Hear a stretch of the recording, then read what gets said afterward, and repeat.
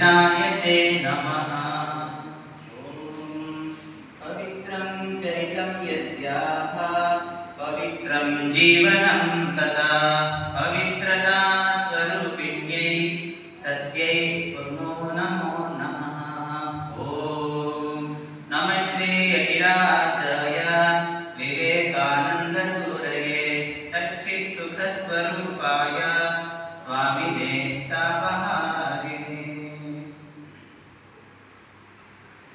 हरि भजने माडो निरंतर हरि भजने माडो निरंतर परगतिगे निर्धार हो परगतिगे निर्धार हो हरि भजने माडो निरंतर हरि भजने माडो निरंतर।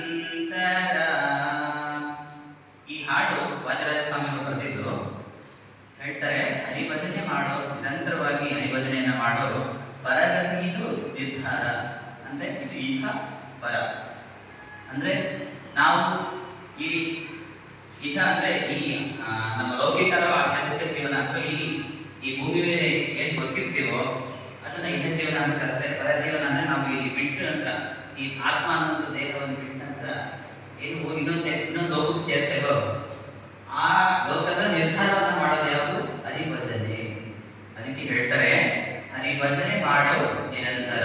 ನೀವು ನಿರಂತರವಾಗಿ ಹರಿಭಜನೆಯನ್ನ ಮಾಡಿದ್ರೆ ಖಂಡಿತವಾಗೂ ಪರಗತಿಯನ್ನ ಸೇರಬಹುದು. ವಿಷಯ ಸುಖ ಕಡೆಯಲ್ಲಿ ದುಃಖ ಅನೇಕ ಅಂದ್ರೆ ಒಂದು ಸುಖಕ್ಕೆ 100 ದುಗುಡ, ಇದುವೇ ಜಗದ ವೈಭವ ಅಂತ ಸ್ವಾಮಿ ಪುರುಷೋತ್ತಮಾಂಜಲಿ ಹೇಳಿದ ಹಾಗೆ ಮೊದಲೇ ತೋರುತ್ತದೆ